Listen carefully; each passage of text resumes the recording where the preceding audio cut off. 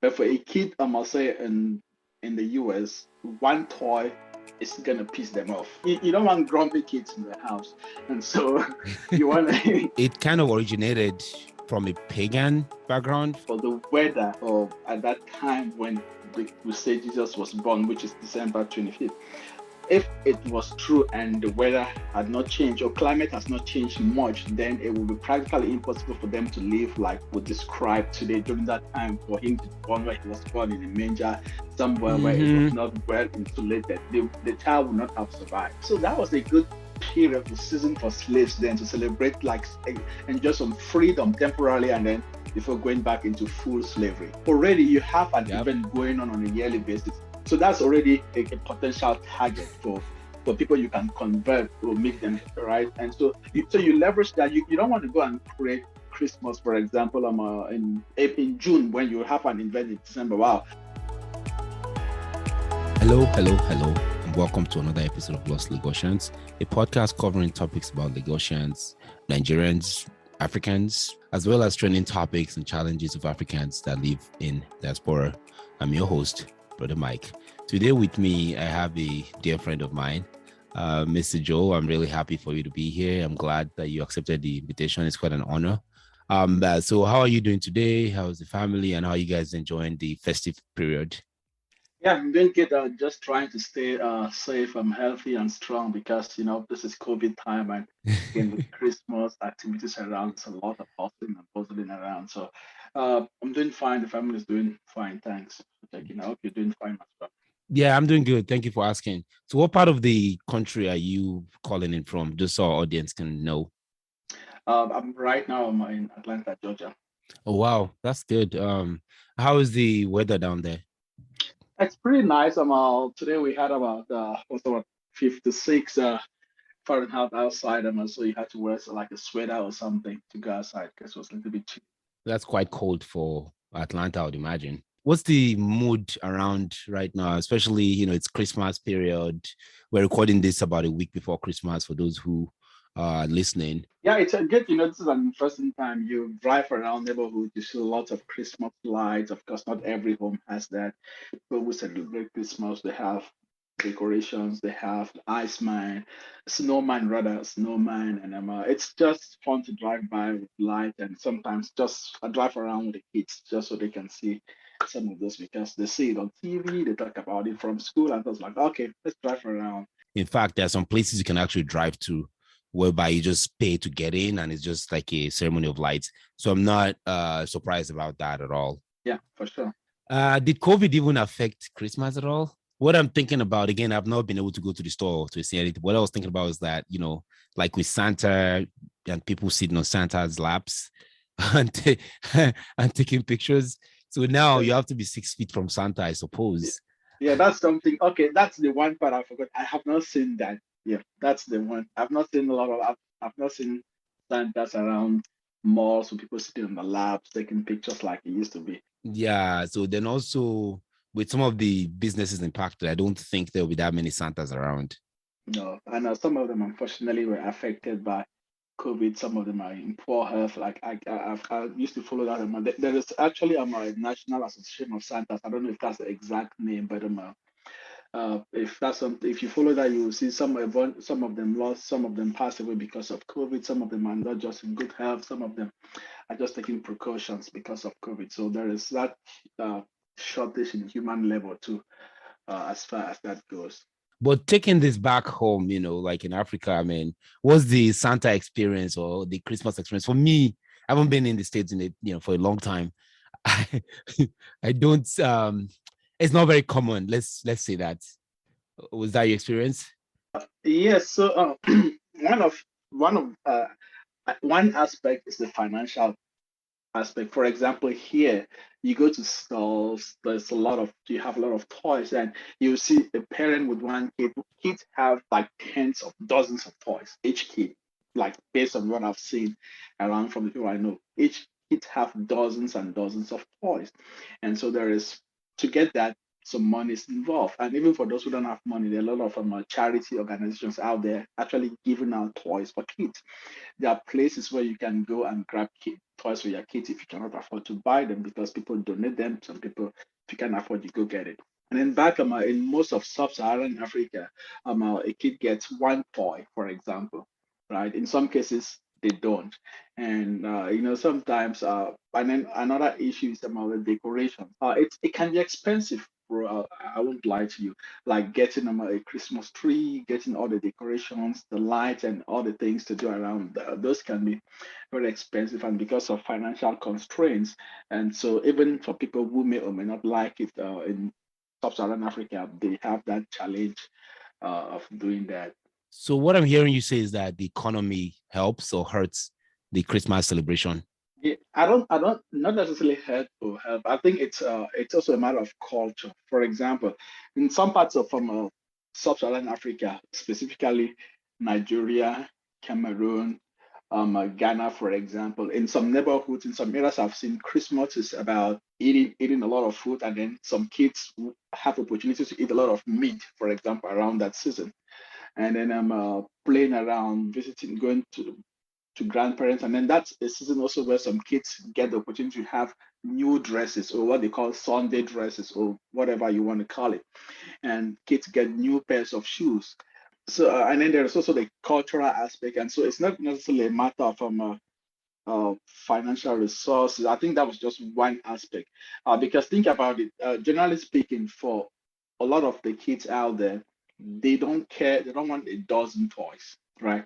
But for a kid, I must say, in the US, one toy is gonna piss them off, right? If a kid here has just one toy, no, go to the houses of families he knows, where you go to the houses of family people you know. You will Yeah. not find a kid who has one toy, right? They have a Mm-hmm. couple of toys, so dozens of them. Yeah, I remember people sometimes during Christmas, that's when they get, they have their Christmas dress. Then, excuse me, Christmas also been the point where people can give and people can receive. That culture in sub-Saharan Africa actually makes it kind of a festive period where everybody's in the mood of giving, and people promise people things around that Christmas area. They promise children money. And I said it was an economical question because if we're not making toys or if we're not making Christmas ornaments, for example, then I think we have to import them. And if the economy is not very good and they're not able to pay for the duty imports and the tariffs to get these goods in, everything is all connected. So although I know culturally Americans probably would pay more to make sure the kids are happy during Christmas. Yes, of course. You don't want grumpy kids in the house, and so you want to. I think you would generally because I think there's that cultural aspect too, and I would say a peer pressure or societal pressure. Think about it this way: that kids go to school, right, Mm-hmm. and they talk with other kids. They talk about their toys, and when they come home, they watch TV. They know what their friends have, and so if they don't have toys themselves, uh, they won't be happy. They won't have to talk about when they go meet their friends, and it could be sometimes frustrating to them. And as parents, sometimes we are compelled to buy some of those things, even when we sometimes don't want to do it. For example, you're Mm-hmm. trying to say, I want this toy, I want that one, I want this one. Sometimes you just say, okay, I'm gonna spend 5, 10, $20 and buy you this one because the child wants one. You also want the child to be happy. So going back on the history of Christmas a little bit, it kind of originated from a pagan background. I mean, Jesus Christ was not really born on December 25. Primarily, you have the spring, you have the summer, you have the autumn or the fall, and then you have the winter. The winter is in December, and that turns out to be, when you have the shortest day of the year, and people celebrated that time because it's kind of, it is the end of the shortest day of the year and the days are getting brighter. So you have the four solstices: the spring, summer, autumn, and winter. Historically, the period of December, being the shortest of the year, and just at the tail end of that, when days begin to get longer, was a period when people began to celebrate Christmas. The end of December being a perfect time for people to celebrate in Europe. Also, in reality, if you look at the Bible, when they talk about the birth of Jesus Christ, there were shepherds gathered out, and they were out in the field, the sheep. If it's too cold as it is during the winter, that means Christmas would not have possibly happened on December Yeah, I think 25. you call out something that really stands out. For example, the weather of at that time when we say Jesus was born, which is December 25th. If it was true and the weather had not changed or climate has not changed much, then it would be practically impossible for them to live like we describe today during that time, for him to be born where he was born in a manger, somewhere where it was Mm-hmm. not well insulated. The child would not have survived. Mm-hmm. Mm-hmm. Right. And it's also worth noting that in the early years of Christianity, for example, Christmas, for example, was never celebrated. The birth of Jesus was never celebrated in the early days of Christianity. And in the Bible, for those who are very familiar with the Bible, it's difficult for me to quote. There is not even a day, there is no date that Jesus was born in the Bible. So it's for sure. I know he was not born on December 25th. Yeah. Because the So Bible itself does not say it. Early Christians did not celebrate the birth of Jesus Christ. what they celebrated instead was his death, which happened to be in Easter. So Easter Yes, was more of a likely to be celebrated, not necessarily the yes. birth. Yeah. So I would agree with you. In Scandinavia, the Norse people, they celebrated something called Yule, and they started the celebration in December 21. And people would have this festivity of eating and drinking and getting drunk for like 12 days in a row. So they will start December 21 into January 1, January 2. And they believe back then, the Norse believed that this celebration represented the birth of the new year. So it's like a new year's coming. It's perfect time to celebrate. Let's celebrate. And the celebration started around the shortest day of the year in the winter. So that's kind of the historical context. In Germany, the pagans in Germany, during that same period of Christmas, the pagan honored their god called Odin. There's a god, the Odin god, during the middle of winter, which again falls around that Christmas period, which is December 25. The Germans are believed to be terrified, and they made nocturnal flights through the sky to observe these people of the Odin. Then there's something actually more important that was going on in Rome. It's called Saturnalia, which is again Saturn. So this is a god. Back then, there were famine. So when there's a lot of food, people tend to enjoy the festivity. So they had a holiday in honor of the agricultural god, or the god of agriculture. So they celebrated this god of agriculture when there was plenty. The name of that god is actually Saturn. So Christmas was celebrated in honor of Saturn.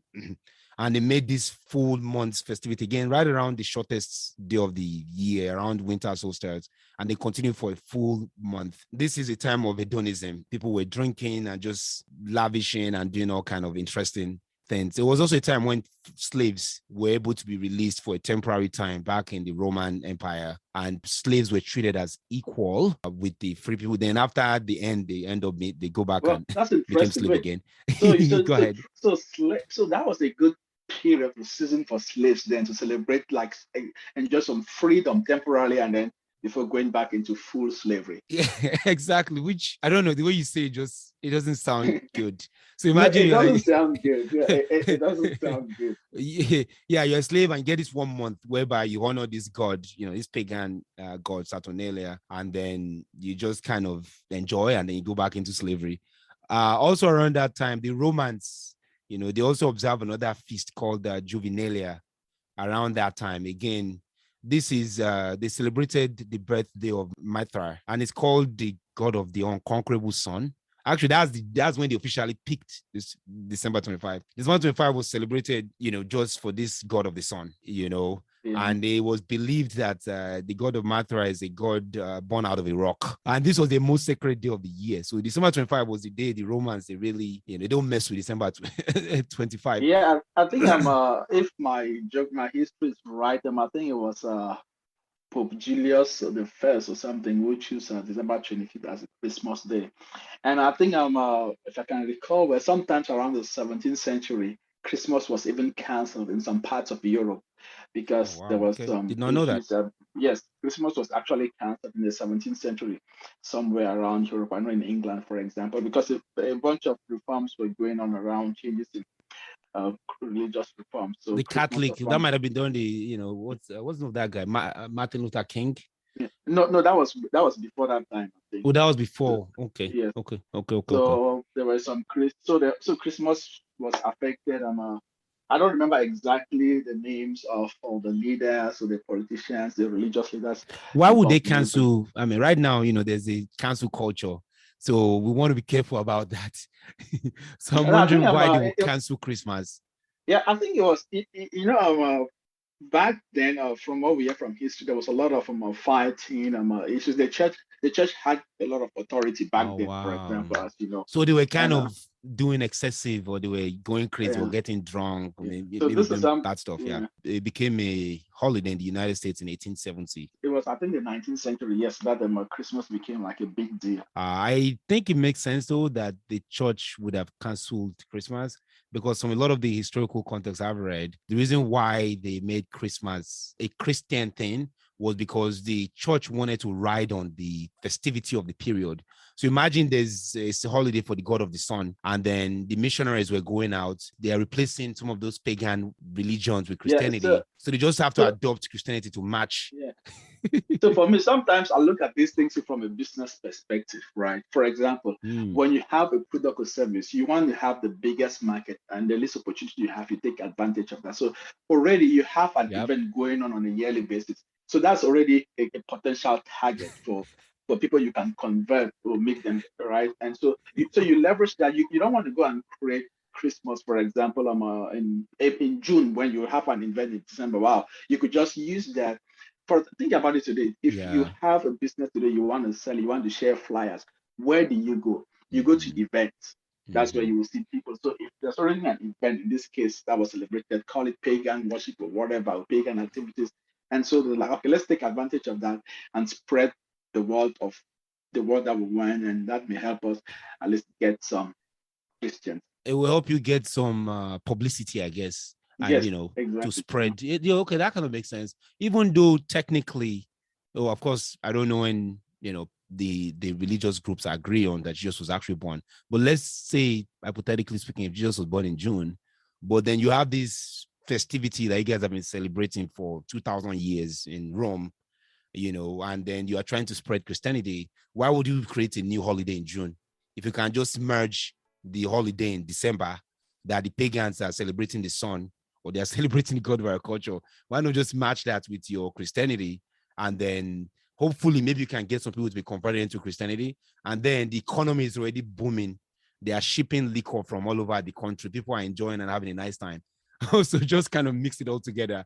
And that's how we have the celebration of Christmas at this time of the year. Also, with winter being a cold time, and the shorter days, it kind of makes a lot of sense from a historical context. And again, you mentioned earlier that they canceled the church, canceled Christmas.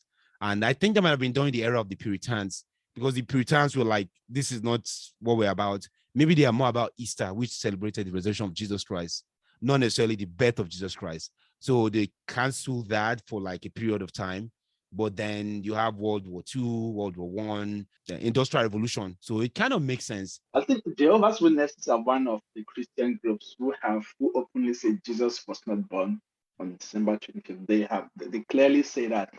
I think because you mentioned earlier about you don't know what the religious organizations agree or disagree on, but Jehovah's Witnesses for sure Jesus was not born on December 25th. And that's one reason why you will not see them celebrate Christmas as well. I don't know if the Mennonites or the Amish or the other people, I'm not sure if they celebrate Christmas or not, but it'd be interesting to kind of explore that as well. Yeah, for sure. So thank you for being here. I really appreciate you. Thank you for your time. It's been an honor to have you on. Yeah, thank you. Have a good rest of the year, and hope you stay safe. Yeah, so thank you. Bye bye. Yeah, thank you so much. Right. So that does it for us on this show, guys. Thank you for your time. Thank you for listening. We're now on YouTube. You can feel free to subscribe to our YouTube channel, our Lost Negotiations on YouTube. Feel free to comment, share, subscribe, and like. Wish you guys a happy holiday and Merry Christmas for those who are Christians, and Happy New Year in advance. And we'll catch you on the next one. Thanks. Bye.